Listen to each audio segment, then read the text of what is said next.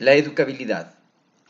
Hablar de educación implica abordar cuestiones relacionadas y conformadoras del proceso tales como la posibilidad, la necesidad y las condiciones y límites del proceso educativo. Además, ahora sabemos que la educación necesita de la acción de dos elementos, uno con capacidad de influenciar y otro capaz de ser influenciado. En filosofía de la educación se conoce como educabilidad a la posibilidad de transformación que admite la no determinación total. Implica que se acepte su libertad y por tanto que sea susceptible de transformarse. El concepto fundamental de la pedagogía es la de educabilidad del alumno. El concepto de educabilidad es de mucha extensión. La educabilidad de la voluntad para la moralidad solo la reconocemos en los hombres. Herbart apunta con el término educabilidad a tres aspectos: la plasticidad, la evolución animal y la relación exclusiva al hombre. La construcción teórica sobre la educabilidad se fundamenta desde la consideración de esta cualidad referida siempre al hombre, haciendo referencia a que es una categoría humana, ya que en esta radica la posibilidad que tiene el hombre de formarse. La educabilidad es una posibilidad porque significa la viabilidad del proceso educativo y la afirmación de que la educación es factible y una categoría humana por cuanto se predica del hombre esta cualidad. La plasticidad hace referencia al criterio cuantitativo, mientras que educabilidad se refiere a un tipo especial de plasticidad que solo puede ser dicha del hombre porque supone cambio intencional, es decir, que sustenta en la plasticidad de todo ser vivo. En este campo la comunicación juega un papel importante, ya que el hombre es el educable porque es capaz de comunicarse y para comunicarse requiere de la puesta en práctica de los oportunos mecanismos de apertura hacia los demás, lo que determina capacidad de elección a la hora de afrontar las diversas opciones que se le presentan. La opcionalidad es permanente porque las situaciones que se presentan en la vida diaria así lo requieren y no pueden hallar adecuada respuesta desde lo puramente instintivo. La capacidad de comunicarse que el hombre posee puede entenderse al menos desde dos ámbitos claramente diferenciados, aunque en estrecha relación: el ámbito de saber y el ámbito de la relación personal. El hombre es un ser de aprendizajes porque su complejidad psicobiológica le ha liberado prácticamente de las conductas instintivas y genéticas, y ello posibilita el proceso educativo a través de la asimilación de influencias estimulativas y de vivencias y estructuras espirituales en el pleno individual y como miembro de la comunidad a la que pertenece. A esta capacidad de aprender, Hubert Hens la denomina educabilidad. La limitación mayor de la educabilidad es la corporeidad, porque ella circunscribe y fija contornos del espíritu. Si la espiritualidad es la base de la educabilidad, la corporeidad es la base de sus limitaciones. El problema de los límites de la educabilidad se pueden resumir en las siguientes perspectivas, siendo estas las que han aglutinado el mayor número de defensores: la herencia, pesimismo pedagógico; el ambiente, optimismo pedagógico; herencia y ambiente, optimismo moderado. Si el medio social determina el tipo de desarrollo del individuo, debemos admitir que ejerce en este individuo una opción educativa, sea de signo positivo o negativo. El problema está en saber hasta qué punto estas circunstancias llegan a configurar la personalidad individual. Así se pueden hacer tres grupos: los que opinan que todo el desarrollo personal depende de factores constitucionales, hereditarios y congénitos; aquellos que opinan que esos factores no cuentan en absoluto, de tal modo que sólo intervienen causas ambientales que obran de un modo decisivo; y por último, quienes advierten la influencia conjunta de la herencia y del medio social.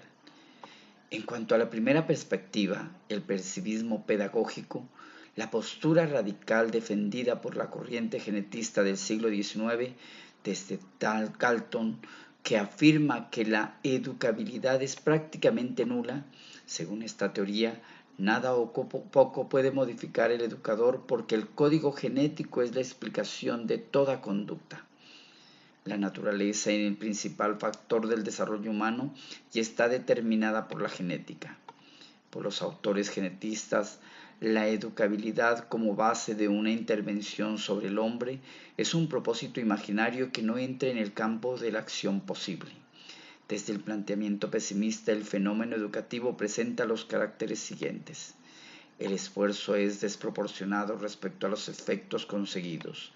El fenómeno educativo histórico bioespecificante considerado manifiesta desorientación respecto a los objetivos básicos de la naturaleza.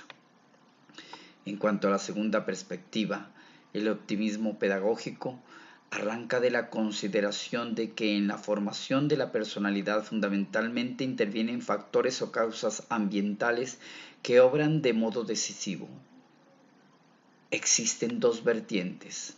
La sociológica, también denominada el sociologismo clásico, se ha mostrado siempre propicio a ver en el progrupo social una fuerza moderadora de los individuos. La educación es el instrumento moderador, con lo cual se le confiere una enorme importancia. En esas mismas ideas abunda el sociologismo, donde se afirma que el hombre es hombre solo porque vive en sociedad y es educado en ella. La psicológica, en la concepción conductista que define la personalidad como el conjunto de las características de la conducta de la persona. Watson, máximo representante de esta corriente, entiende que el comportamiento deriva meramente de un aprendizaje de condicionamientos externos. La personalidad es un principio pasivo que puede manipularse desde afuera. En este sentido expresa: dadme una docena de niños sanos y bien formados y mediante el acondicionamiento haré de ellos médicos, artistas, ladrones, independientemente de su talento, inclinaciones, tendencias, habilidades y a pesar de raza de sus ancestros. La postura optimista la defienden quienes creen que por la educación puede el hombre desarrollarse plenamente. El máximo exponente como defensor de la misma fue Bruckner, quien afirmó: partimos de la hipótesis de que cualquier niño en cualquier fase de su desarrollo se le puede enseñar eficazmente cualquier materia en una manera intelectualmente honesta. Bastantes pruebas lo confirman. A modo de resumen, se defiende que los objetivos educacionales pueden ser alcanzados en su totalidad. El optimismo pedagógico fue un claro producto de la Ilustración. Como tercera actitud, el optimismo moderado en fruto de la persuasión de que la interacción entre el código genético y el ambiente es la más legítima explicación del desarrollo humano. Decir que la capacidad de hacerse, de autorrealizarse, de cambiar, es definitiva del hombre. La educabilidad solo puede entender y contemplarse vinculando la dimensión genética de la dimensión ambiental. Solamente la interacción de ambos vectores genéticos y ambientales pueden permitir una aproximación a la explicación de la educabilidad. Ahora hablemos de las limitaciones generales de la educabilidad. Fundamentalmente pueden reducirse a dos: los condicionamientos de la capacidad humana de autodesarrollo. Uno radica en la misma naturaleza del hombre y el otro reside en la naturaleza de la intervención educativa. Las limitaciones concretas pueden ser por el educando, por el educador, por las situaciones socioculturales.